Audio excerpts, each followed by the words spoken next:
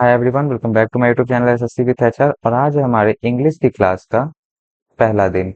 आज के वीडियो में हम लोग बात करेंगे सिर्फ और सिर्फ बेसिक चीजों के बारे में।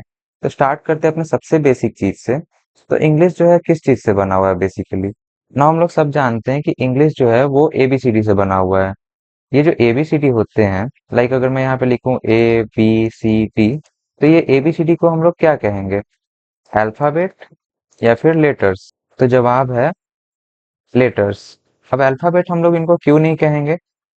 क्योंकि अल्फाबेट्स हमारे होते हैं collection of A to Z। मतलब ए से लेकर जेड तक अगर हम लोग पूरा लिखे ना, तो उसको हम लोग अल्फाबेट कहेंगे। लेकिन अगर हम लोग इंडिविजुअली लिख रहे हैं, A B Z H F ऐसा कुछ भी, तो ये सारे हमारे लेटर्स कहलाते हैं। नाउ ये ABCD को ही अगर हम लोग सही ऑर्डर में लिखें, तो हम लोग उसको वर्ड्स कह सकते हैं। अब ये लेटर्स से ही बनता है हमारा वर्ड्स। तो क्या किसी भी लेटर्स को अगर हम कलेक्टिवली कह दे तो ये क्या वर्ड्स कहलाएगा? बिल्कुल भी नहीं। वर्ड्स होते हैं वैसे लेटर्स जिनसे कुछ मीनिंग निकल रहा हो, कुछ सेंस देता हो। फॉर एग्जाम्पल अगर हम लोग यहाँ पे लिखे OGD, ये भी तो लेटर्स हैं, लेकिन क्या इनका कोई मीनिंग है? नहीं। अगर नहीं है तो ये वर्ड्स नहीं कहलाएंगे। लेकिन अगर हम लोग इन्हीं को ही सही ऑर्डर में लिख दे, like GOD, God. God for God stands for bhagwan, तो ये इसका एक मीनिंग निकल रहा है, तो ये एक वर्ड कहला सकता है।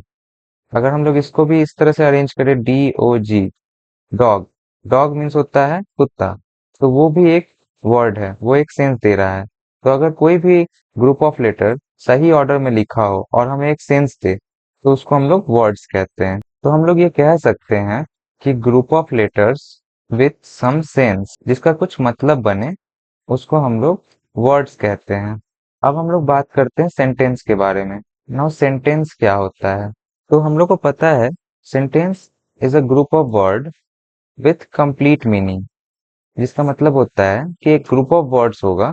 लाइक हम लोगों ने वर्ड्स को देखा, तो ग्रुप ऑफ लेटर्स था, लेटर्स से मिलके ही वर्ड्स बनते हैं। तो उसी तरह से वर्ड्स से मिलके ही सेंटेंस बनता है। अब सेंटेंस बनने के लिए एक स्पेसिफिक चीज होना जरूरी है, और वो है कंप्लीट मीनिंग। अगर किसी भी ग्रुप ऑफ वर्ड का कंप्लीट मीनिंग है, तो उसको हम लोग सेंटेंस कहते हैं। For example, Rohan is teaching us English, means कि रोहन हमें इंग्लिश सिखा रहा है। तो इसमें दो तीन चीजें क्लियर हैं। फर्स्ट कि कौन हम लोग को इंग्लिश सिखा रहा है, तो रोहन। रोहन हमें क्या सिखा रहा है? इंग्लिश। रोहन हमें क्या कर रहा है? सिखा रहा है। तो तीन चीजें इसमें क्लियर है।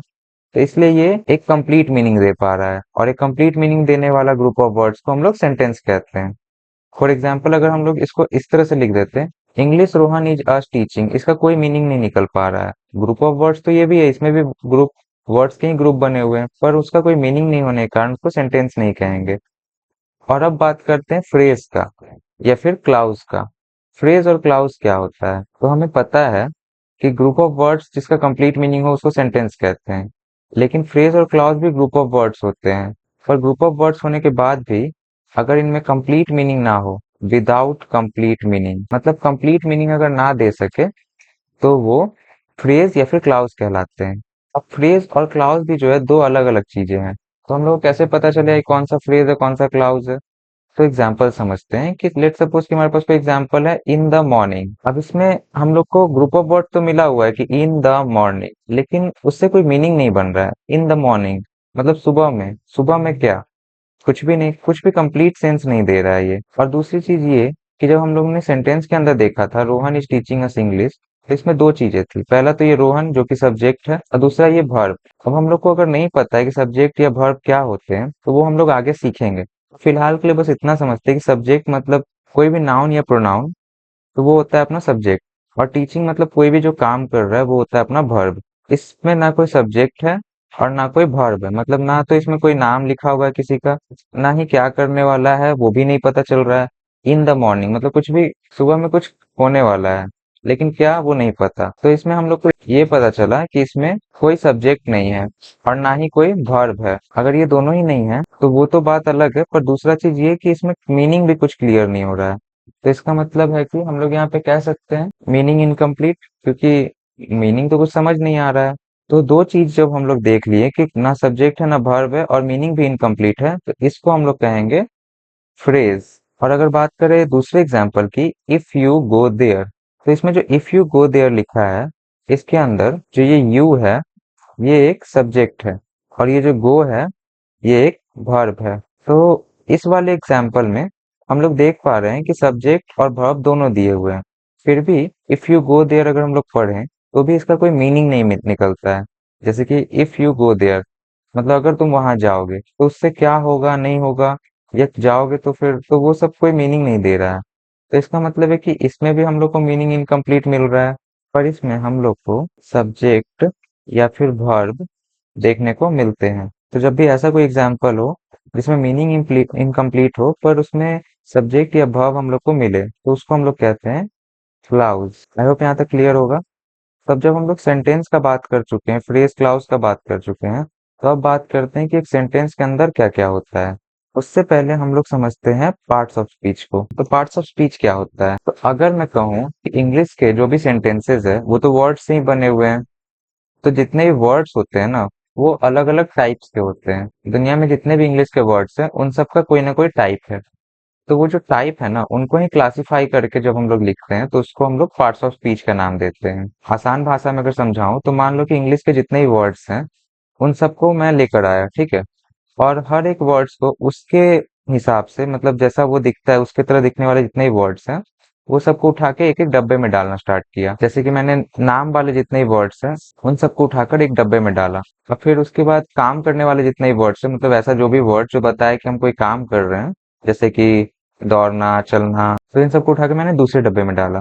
इसी तरह से जितने भी वर्ड्स हैं उन सबको अलग अलग डब्बे में क्लासिफाई किया गया है। इसी को हम लोग पार्ट्स ऑफ स्पीच कहते हैं। अब आप लोग ये बताओ कि पार्ट्स ऑफ स्पीच कितने होते हैं टोटल?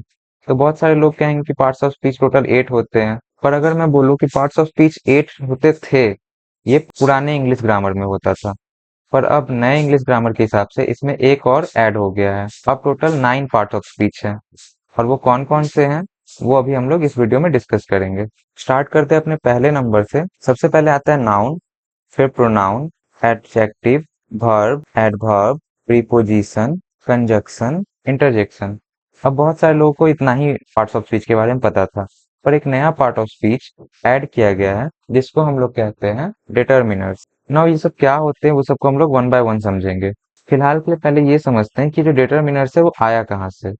तो जो भी सेंटेंसेस होते हैं उसके अंदर ए एन द वगैरह का यूज होता है। ए एन द वगैरह जो है उसको तो आर्टिकल्स कहते हैं।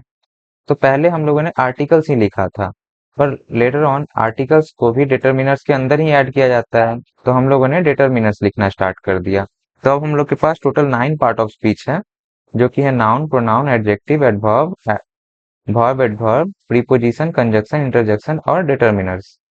ये सब क्या होते हैं इन सबको डिटेल में समझते हैं। तो सबसे पहले बात करते हैं नाउन का। आज के क्लास में हम लोग बस बेसिक ही जानेंगे, और नेक्स्ट क्लास जो होगी उसमें हम लोग स्पेसिफिकली एक एक पार्ट ऑफ स्पीच को डिटेल में देखेंगे। फॉर एग्जाम्पल नेक्स्ट क्लास में हम लोग पहले नाउन की बात करेंगे, तो नाउन के बारे में पूरा डिटेल में उसको देखेंगे कि नाउन क्या होता है, उसके टाइप्स क्या हैं, और उसे पहचानते कैसे, और भी बहुत कुछ देखेंगे। आज की क्लास में बस उसके थोड़े थोड़े मीनिंग्स बताता हूँ आपको। सबसे पहले बात करते हैं नाउन की। तो नाउन क्या होता है? किसी पर्सन, प्लेस, एनिमल या थिंग के नाम को हम लोग नाउन कहते हैं। तो इसको हम लोग शॉर्ट में लिख सकते हैं कि अ नेमिंग वर्ड, मतलब नाउन किसी भी चीज का नाम है। बात करें अगर प्रोनाउन की, तो प्रोनाउन क्या होता है? प्रोनाउन, बहुत सारे लोग कहते हैं कि pronoun a word that replace a noun. तो नाउन को रिप्लेस करके जो वर्ड आता है उसको प्रोनाउन कहते हैं। लेकिन अगर मैं बोलूँ कि प्रोनाउन नाउन को रिप्लेस नहीं करता है बल्कि रिप्रेजेंट करता है, क्योंकि हम लोग अगर किसी भी सेंटेंस में देखते हैं जहाँ पे प्रोनाउन आता है तो वो असल में नाउन को हटा नहीं रहा होता, नाउन को दिखा रहा होता है। तो हम लोग इसको इस तरह से लिख सकते हैं कि pronoun is a word that represent a noun. बात करते हैं एडजेक्टिव की। एडजेक्टिव क्या होता है? एडजेक्टिव कोई भी ऐसा वर्ड जो नाउन या प्रोनाउन को क्वालिफाई करे। क्वालिफाई करना मतलब उसके अच्छाई बुराई या उसके बारे में बताए। For example, Rahul is a good boy. तो यहाँ पे जो राहुल है वो एक लड़का तो है, पर वो कैसा लड़का है? गुड लड़का है, मतलब अच्छा लड़का है, गुड बॉय है। तो ये जो गुड लिखा ना मैंने, तो वो चीज कहलाता है एडजेक्टिव। तो हम लोग इसको लिख सकते हैं क्वालिफाइज नाउन और प्रोनाउन। फिर बात करते हैं वर्ब का। वर्ब के बारे में हम लोगों ने थोड़ा देर पहले भी सीखा था। जो भी चीज किसी भी काम को दिखाए, कोई भी एक्शन अगर हम लोग कर रहे हैं तो उसको कहते हैं वर्ब। एग्जाम्पल के लिए अगर हम लोग कहीं चल रहे हैं तो वॉकिंग, डूइंग, ईटिंग, रनिंग, ये सब हम लोग के वर्ब्स हैं। तो हम लोग इसको लिख सकते हैं कि वर्ब रिप्रेजेंट एक्शन। फिर बात करते हैं एडवर्ब का। तो एडवर्ब क्या होता है? एडजेक्टिव जैसे नाउन और प्रोनाउन को क्वालिफाई कर रहा था, उसी तरह से एडवर्ब जो है वो वर्ब, एडजेक्टिव, एडवर्ब और एक पूरे के पूरे सेंटेंस को भी क्वालिफाई करता है। तो हम लोग इसको लिख सकते हैं कि adverb qualifies verb, adverb, adjective and sentence. मतलब एक पूरे के पूरे सेंटेंस को भी क्वालिफाई करता है ये एडवर्ब। कैसे करता है, क्या करता है, वो सब हम लोग जब एडवर्ब पढ़ेंगे तो और डिटेल में पढ़ेंगे। फिलहाल के लिए बस इतना समझते हैं कि एडवर्ब जो है वो इन सबको क्वालिफाई करता है। अब बात करते हैं प्रीपोजिशन की। तो प्रीपोजिशन क्या होता है? सबसे पहली बात कि प्रीपोजिशन जो है वो नाउन और प्रोनाउन से पहले यूज होता है। मतलब नाउन और प्रोनाउन के पहले जो है हमेशा प्रीपोजिशन आता ही आता है, और इसका काम है वर्ड्स को रिलेट कराना। मतलब दो वर्ड्स अगर हैं उनको आपस में रिलेट कराना। कैसे रिलेट कराता है वो हम लोग जब प्रीपोजिशन पढ़ेंगे तब समझेंगे। अभी फिलहाल के लिए बस इतना समझते हैं कि इसका काम क्या है, रिलेट कराना, रिलेटिंग वर्ड्स। रिलेट कराता है वर्ड्स को, और एक और चीज है कि हमेशा नाउन और प्रोनाउन से पहले यूज किया जाता है। अब बात करते हैं कंजक्शन की। तो कंजक्शन क्या करता है? एक ब्रिज की तरह काम करता है। क्यों? क्योंकि ये वर्ड्स को या फिर सेंटेंसेस को या फिर फ्रेजेस को आपस में ज्वाइन करता है। दो वर्ड्स हैं या दो सेंटेंसेस है या दो फ्रेजेस है, तो उनको आपस में ज्वाइन करने का काम है कंजक्शन का। फिर बात करते हैं इंटरजेक्शन का। जब भी हम लोग कोई स्ट्रॉन्ग इमोशंस दिखाते हैं, strong emotions in the sense कि मतलब बहुत कोई खुश हो गया या बहुत कोई दुखी हो गया, तो हम लोग नहीं बोलते हैं जैसे कि कोई मैच जीत जाता है तो हम लोग कहते हैं कि hurray we have won the match. या फिर कोई मर जाता है, जैसे कोई कुत्ता मर गया तो हम लोग लिखते हैं alas the dog is died. तो वैसे वैसे वर्ड्स, ये जो हुर्रे या फिर अलास जो मैंने यूज किया, ये सारे हमारे इंटरजेक्शन होते हैं। और इंटरजेक्शन क्या करते हैं? ये इमोशंस को दिखाते हैं या फिर फीलिंग्स को दिखाते हैं। और डिटरमिनर्स के बारे में तो हम लोगों ने थोड़ी देर पहले ही बात की थी।